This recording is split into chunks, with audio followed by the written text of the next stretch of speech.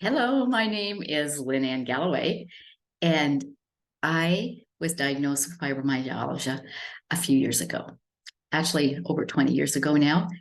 And I don't know about you, but for me, what they told me when I was diagnosed with it was that I'm sorry that you have this. There is no cure for it. We will, you're kind of on your own, and don't tell anybody because you'll end up losing your job and you'll end up in a wheelchair. So that was not what I wanted to hear. And prior to this, the reason I ended up getting diagnosed was because I was extremely depressed. And while they were trying to treat the depression, I had lots of issues with medications and that wasn't working. They realized that I was popping a lot of ibuprofen because of my shoulder and neck pain. And then when they I went to a chiropractor to see about that. And when I checked off, they had to fill out a new form and everything that I checked off, he goes, I think you have fibromyalgia, but you need to go see your doctor about that. So that's what I went back to him and he goes, oh my goodness, yeah, you probably do it. And at the time I was the director of care and administrator in a long-term care home.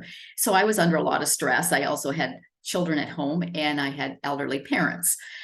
So yes, we had lots of things going on in our life and very busy. And it's like, okay, I didn't want to hear all that he said. He told me not to to make sure that I did not tell my employer.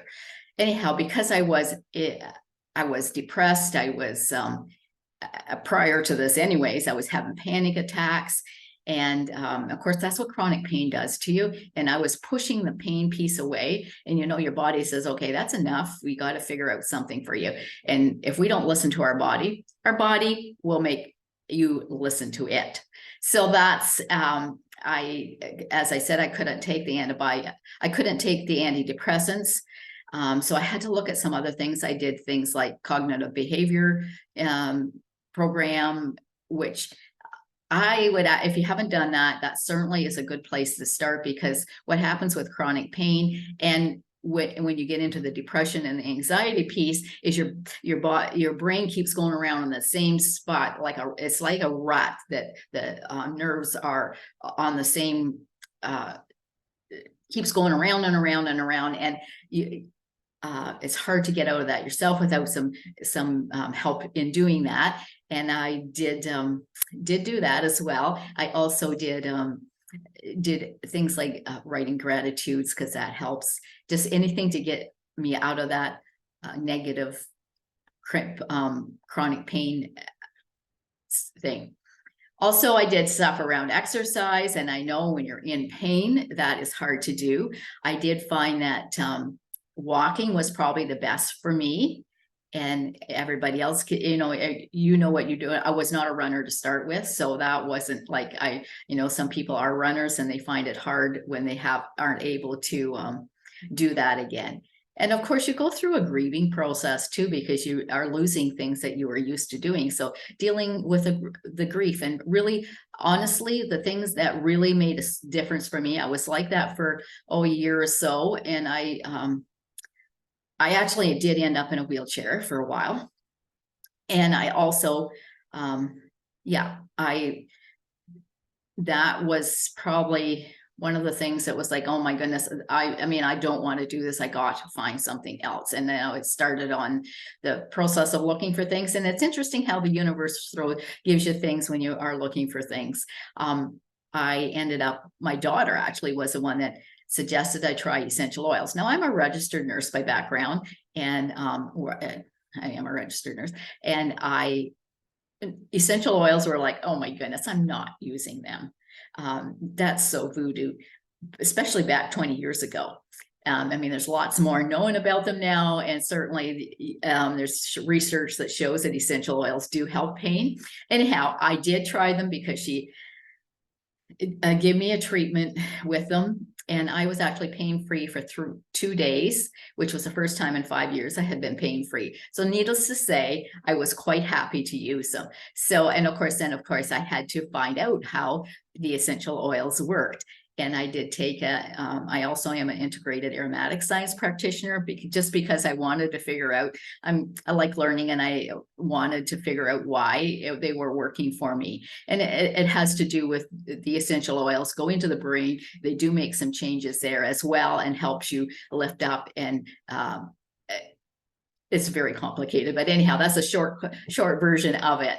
And so, yeah, so when I was, after a year of using the essential oils, and I probably even before that, but when you feel good, you just kind of feel that way, and you don't realize, you actually don't even remember how bad you did feel. And so I had somebody come up to me and say, "Oh my goodness, Lenny, and you must have had an absolutely terrible winter." And going, I didn't have a bad winter.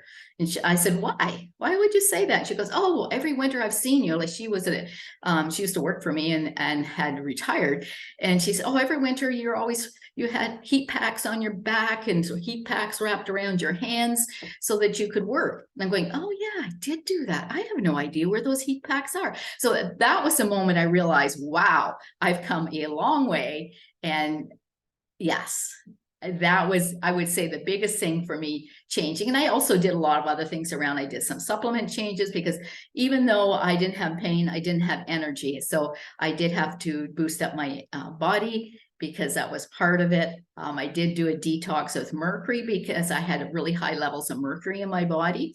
So I think, in my opinion, fibromyalgia usually isn't just one thing. It's a little bit of lifestyle as well as, and I think it's a lot to do with stress, because I was under a ton of stress, both from work and from home. And I feel like that was the trigger to a lot of it. And if the more we learn about fibromyalgia, that it seems like stress makes a lot of changes in our body that isn't healthy for us, and causes a lot of the symptoms.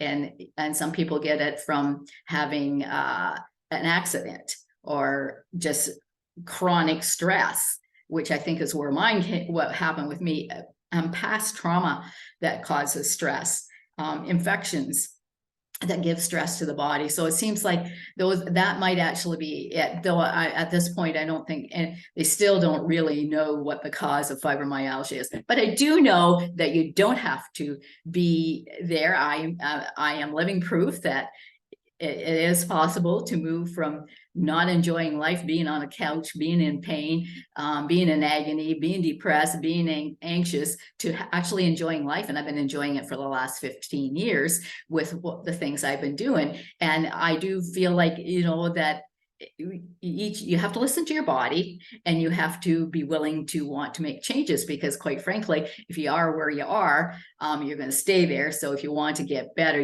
it makes sense that you have to make changes, because because of what you have been. Anyways, so I do have a program, and that's in the link there. It's called the 4M program. So that's the 4 areas that I worked on, and all my experience and training and expertise that I've learned over the last few years, to make me so that I am enjoying life, and I do have energy. And if it's just energy, there is a link down there about what I use for energy, and you're certainly welcome to contact me directly. My contact's down there if you feel like this is something that you would like to look into. And like and share my channel as well. Have an awesome day.